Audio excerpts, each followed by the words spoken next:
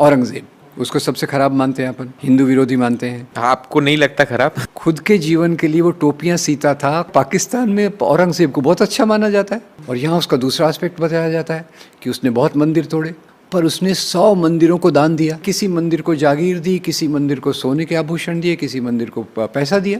इसके बारे में आप क्या बोलेंगे? हर एक मंदिर तोड़ने के पीछे अलग अलग कारण। नफरत की इस दुनिया में किस तरह से लोग बाग एक दूसरे पर उंगलियां उठाते हैं, आज का वीडियो हम लेकर आए हैं औरंगजेब के ऊपर। किस तरह से औरंगजेब की खिलाफत जो है चला रहे हैं, उनकी कब्र को खोद रहे हैं, खोदने की कोशिश की जा रही है। और इस दुनिया में नफरत चिंटुओं ने किस तरह से आतंक मचा रखा है इस धरती पर, इस हिंदुस्तान की ज़मीन पर सभी लोगों ने अपना बलिदान दिया है और किस तरह से अंग्रेज़ों को यहाँ से मार भगाया था।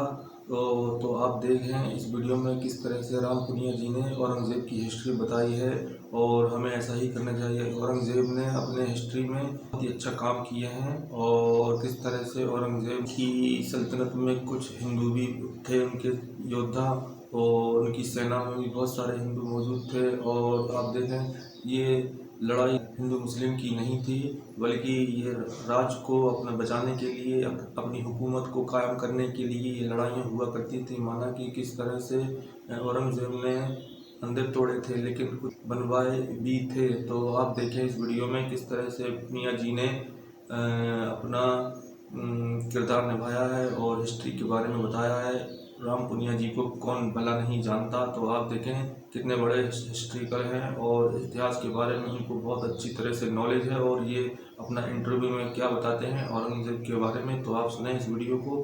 तो हाय, तो दोस्तों अस्सलाम वालेकुम वरहमतुल्लाहि वबरकातुहू। तो शुरू करते हैं अपना ये वीडियो शुरू करने से पहले आपसे गुजारिश है कि अगर आप मेरे चैनल पर नए हैं तो प्लीज़ मेरे चैनल को सब्सक्राइब कर लीजिए और दिल थाम के बैठिए। किस तरह से औरंगज़ेब के बारे में राम पुनिया जी ने बताया है, तो आप सुने इस।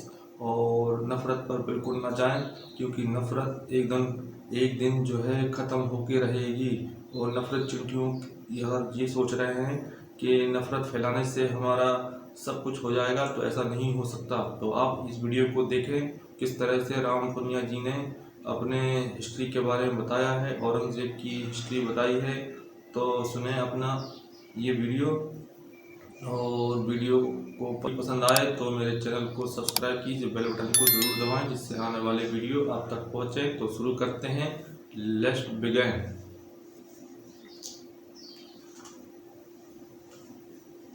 औरंगजेब, उसको सबसे खराब मानते हैं अपन, हिंदू विरोधी मानते हैं। काफी टेम्पल्स तोड़े काफ़ी और टेम्पल्स उसमें- तोड़े ये मानते हैं। आपको नहीं लगता खराब? मुझे राजाओं का एक अलग समीकरण होता है। देखिए, अच्छा बुरा मैं नहीं कह रहा, मैंने कहा एक कैनवास होता है। अब औरंगज़ेब में कुछ अच्छी बातें भी थी। वो राजकोष से पैसा नहीं लेता था खुद के लिए। Can you believe it? जैसे मतलब अपने ही राजकोष खुद के सर्वाइवल के लिए वो ट्रेजरी जो है उससे पैसा नहीं लेता था। खुद के जीवन के लिए वो टोपियां सीता था। कुरान को उस समय प्रिंटिंग प्रेस नहीं था ना, तो कैलीग्राफी से कुरान लिख के वो कमाई करता था, बेचता था। हाँ, बेचता था और उससे खुद जीता था। तो मैं अच्छाई बुराई की बात नहीं कर रहा, मैं उल्टी बात भी बता रहा हूँ आपको कि मैं रियल में पाकिस्तान गया था एक बार। डरने की बात नहीं है, अच्छे से आ गया। अच्छा। ठीक है। और पाकिस्तान में औरंगज़ेब को बहुत अच्छा माना जाता है। वहाँ उसके ये अच्छे पहलू बताए जाते हैं कि वो कितना नेक था, कि राजकोष से पैसा नहीं लेता था। और यहाँ उसका दूसरा एस्पेक्ट बताया जाता है कि उसने बहुत मंदिर तोड़े। अब पहले तो मंदिर तोड़े कितने, 12। ये क्रॉनिकल्ड है। एक अभी बहुत अच्छी किताब आई है उस पर। पहले इनकी भी किताब थी, रिचर्ड एंड ईटन की। अभी दूसरी एक किताब आई है, केवल 12 मंदिर तोड़े। ठीक है। हर एक मंदिर तोड़ने के पीछे अलग अलग कारण, मैं वो भी उस पर भी आऊँगा। पर उसने 100 मंदिरों को दान दिया। इसके बारे में आप क्या बोलेंगे? विशंबरनाथ पांडे की किताब है, फरमान्स ऑफ किंग औरंगज़ेब। विशंबरनाथ पांडे जो आज़ादी के आंदोलन के एक बड़े नेता थे, बाद में उड़ीसा के गवर्नर बने, हिस्टोरियन थे। उन्होंने क्या किया, एज ए स्कॉलर अपने स्कॉलर्स को भेजा नॉर्थ इंडिया के मंदिरों के पास, और मंदिर के पुजारियों के पास औरंगज़ेब के द्वारा दिए गए जो फरमान हैं, फरमान है कोर्ट ऑर्डर, राजा का आदेश, फरमान है, उसको जमा करके लाओ। तो विशंबरनाथ पांडे खुद हैरान हो गए कि उन्होंने किसी मंदिर को जागीर दी, किसी मंदिर को सोने के आभूषण दिए, किसी मंदिर को पैसा दिया। 3 उदाहरण मैं आपको बताता हूँ। आसाम में कामाख्या देवी का मंदिर, वेरी फेमस, ठीक है, वहाँ दान दिया। उज्जैन में महाकाल का मंदिर, वहाँ दान दिया। वहाँ पे भी दान दिया औरंगज़ेब ने। और फिर तीसरा कृष्ण का मंदिर। ये 3 मुझे याद है, पर वो किताब आप देखेंगे डॉक्टर विशंबरनाथ पांडे की, राजकमल प्रकाशन ने की थी पग, तो उसमें वो पूरे मंदिरों के फरमान दिए हुए हैं। कृष्ण का कौन सा मंदिर? वृंदावन में। अच्छा, भगवान कृष्ण का मंदिर वृंदावन में। तो इसकी बात हम नहीं करेंगे, हम बात करेंगे वो काशी, मथुरा, बाकी चीज़ें। अब काशी जैसे काशी के बारे में भी डॉक्टर पट्टाभी सीतारमैया एक अलग बात बताते हैं कि मंदिर में कुछ अपराध कर रहे थे। काशी विश्वनाथ मंदिर, हाँ? काशी विश्वनाथ में मंदिर में, हाँ। कुछ अपराध कर रहे थे, तो अपराध के कारण और हिंदू राजाओं ने कंप्लेंट किया, तो औरंगज़ेब ने बोला के लिए हम आपके लिए नया मंदिर बना देंगे। औरंगज़ेब को क्या इंटरेस्ट था? अपने राज्य का विस्तार करने के लिए। उसके राज्य में सभी ऑफिसर हिंदू थे क्या? राजा अकेला ऊपर बैठ के, हवा में बैठ के तो राज्य नहीं कर सकता, एडमिनिस्ट्रेशन है, राजा के एडमिनिस्ट्रेशन पे आते हैं। औरंगज़ेब का एडमिनिस्ट्रेशन आप देखिए तो औरंगज़ेब का एक अथर अली की किताब है, दिस औरंगज़ेब्स कोर्ट फॉर्मेशन। उसमें वो बताते हैं कि भारत में जितने भी मुसलमान राजा हुए उसमें सबसे ज़्यादा हिंदू ऑफिसर औरंगज़ेब के दरबार में थे। 2 उदाहरण बताता हूँ। एक राजा Raghunath Rai, his finance department, Aurangzeb's finance department. फिर दूसरा राजा जय सिंह और Jaswant Singh, his army officers. Jaswant Singh को तो भेजा भी था फाइट करने के लिए। Very correct. ये जो अपने शिवाजी महाराज और औरंगज़ेब का फाइट क्यों हुआ भाई? अब शिवाजी महाराज एक्सपांड कर रहे हैं, औरंगज़ेब की टेरिटरी को खा रहे धीरे धीरे, तो उन्होंने बोला इसको ठीक करके आओ। किसको भेजा? जसवंत सिंह को। इधर से शिवाजी महाराज के साथ कौन थे? सिद्दी संबल, इब्राहिम गारदी और दौलत खान। शिवाजी की आर्मी में मुसलमान, औरंगज़ेब की आर्मी में हिंदू। तो ये हिंदू मुस्लिम जो पीरियड बनाया इसने जेम्स मिल, हाँ, ये ब्रिटिश हिस्टोरियन जेम्स मिल ने ये पीरियडाइजेशन कर दिया कि पहले हिंदू राज था, फिर मुस्लिम राज आया और अभी ब्रिटिश राज आया। पहले इसकी चालाकी देखिए, हिंदू राज, मुस्लिम राज, तो बाद में क्या बोलना चाहिए? क्रिश्चियन राज। खुद के राज को क्रिश्चियन राज ही बोलते हैं। कंट्री का नाम अब ब्रिटिश है। रिलीजन, हम धर्म के ऊपर हैं, यही लोग धर्म वाले हैं। तो फिर वो मुस्लिम पीरियड क्यों कहा जाएगा भाई? अब आप देखिए, शिवाजी महाराज भी उसी समय थे, साउथ में बहुत सारे हिंदू राजा थे, और जो मुस्लिम दरबार थे उसमें क्या केवल मुसलमान थे क्या? बिल्कुल नहीं। आप देखिए, मैंने जैसे औरंगज़ेब का उदाहरण दिया, सबसे लोकप्रिय उदाहरण तो आपको अकबर का मिलेगा। अकबर के दरबार के 9 रत्न आपने सुने होंगे। हाँ, बीरबल और राजा टोडरमल, जिसको भूल जाते हैं। राजा टोडरमल कौन था? ये राजा रघुनाथ राय था, उसका दादा था। He was a finance minister of Akbar. पूरा रेवेन्यू उसके डिपार्टमेंट में था। ये सब सरप्राइजिंग है आज, पर these are small things which we should know कि ये हिंदू पीरियड नहीं था, मुस्लिम पीरियड नहीं था, ये किंगडम्स का पीरियड था, एंशियंट मीडिएवल। और वो अपना प्रोडक्शन जैसे होता था उसके हिसाब से व्यापार बदलता था, उसके हिसाब से कल्चर बदलता था। तो ये चीज़ जो ज़्यादातर आरएसएस की शाखाओं से निकलती है, अरे हमारे शिवाजी महाराज को इन्होंने कितना धोखा दिया। अकबर औरंगज़ेब के दरबार में ले गए और वहाँ उसको कैद कर दिया। अब ये तो भाई राजाओं के बीच में होता है, पर ले जाने वाला कौन था? जसवंत सिंह।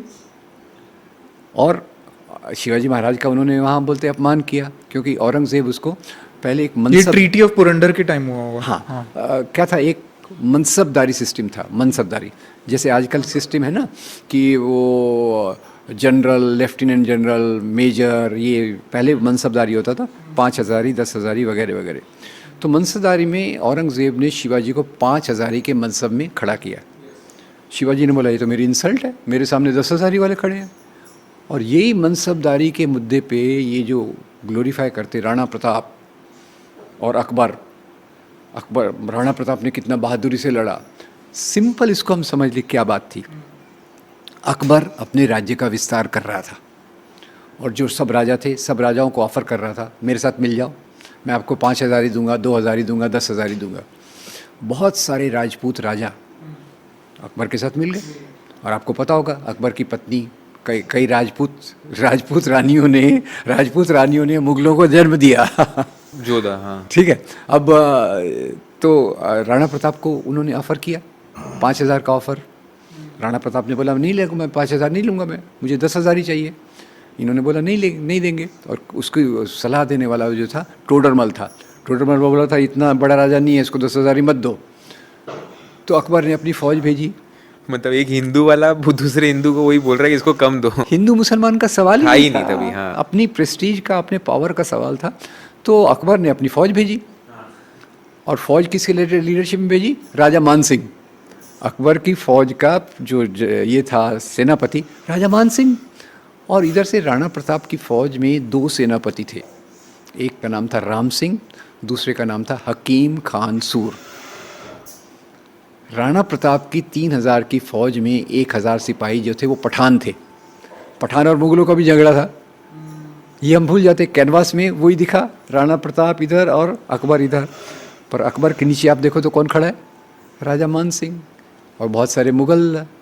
ये एक सिंपल सी चीज़ है, पर इससे एकदम हमारी आंखें खुल जाती हैं कि हिंदू मुसलमान की लड़ाई नहीं थी। ये लड़ाई मुख्य रूप से राजाओं की अपने वर्चस्व को स्थापित करने की लड़ाई थी। बाद में फिर खैर अब ये बात और है कि हम उसी को हाईलाइट करते हैं कि काशी विश्वनाथ को हाईलाइट करते हैं, पर कभी कामाख्या देवी को करते हैं क्या? कभी ये जो आप मैंने कृष्ण मंदिर या फिर उज्जैन का महाकाल इसका हम वर्णन नहीं करते हैं। और उतने मंदिरों को उसने दान दिया, उसका वर्णन नहीं करते हैं। तो कामाख्या मंदिर में भी वो लेटर औरंगजेब का है? ये वो उस बुक में मिल जाएगा आपको, जो विशंबरनाथ पांडे की जो बुक है। और तो और मैंने एक बार शेखर गुप्ता का आर्टिकल पढ़ा था इंडियन एक्सप्रेस में। वो कांची कामकोटी पीठम के शंकराचार्य को वहाँ ये शेखर गुप्ता गए थे, if my memory is right, Indian express का आर्टिकल था। वो गए तो बोले पहले मैं आश्चर्य किया जब मैं एंटर कर रहा था महाराज का ये आश्रम, तो पहले ही मुझे वहाँ एक टीपू सुल्तान का ब्रॉन्ज इंस्क्रिप्शन दिखा, यानी तांबे पे लिखा हुआ कि मैं टीपू सुल्तान जगत गुरु शंकराचार्य को इतनी भेंट दे रहा हूँ इनके आश्रम के मेंटेनेंस के लिए। अब इसमें क्या है? हिंदू मुस्लिम का क्या मामला? ये टीपू सुल्तान, उसका जो जनरल सबसे बड़ा ये था असिस्टेंट, उसका नाम था पूर्णैया, जो एक ब्राह्मण था। तो ये क्वेश्चन है कि इतिहास के कौन से भाग पे हम देखते।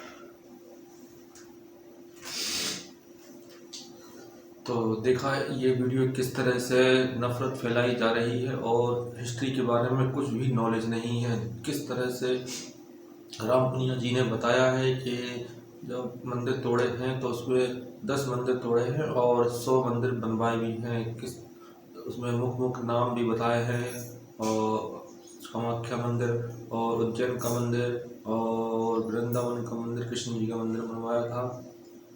तो नफरत चिंटुओं का काम यही रहा कि नफरत फैलाओ, और जिस तरह से अंग्रेजों ने कहा था फूट डालो और राज करो, इसी तरह से ये नफरत चिंटू भी अपने आप को समझते हैं कि नफरत फैलाओ और राज करो। ऐसा नहीं होना चाहिए। इस धरती पर, इस हिंदुस्तान की धरती पर सभी ने अपने बलिदान दिए हैं और उलमाओं ने भी बहुत सारे बलिदान दिए हैं। तो आप देखें, आपने इस वीडियो में देखा किस तरह से पुनिया जी ने अपना हिस्ट्रिकल बताया है। और औरंगज़ेब जो है एक बादशाह हुआ करता था, लेकिन जो है सब लड़ाइयाँ अपने वर्चस्व को बचाने के लिए ही लड़ाई होती थी। जैसे औरंगज़ेब के ज़माने में उनकी सेना में बहुत सारे हिंदू भी थे। आप देखें, तो अगर आपको मेरा वीडियो पसंद आए तो प्लीज़ मेरे चैनल को सब्सक्राइब कीजिए, बेल बटन को ज़रूर दबाएं जिससे आने वाले वीडियो आप तक पहुँचे। ऐसे ही हम इंटरेस्टिंग वीडियो लाते रहेंगे, तो हमें इजाज़त दीजिए। खुदा हाफिज़।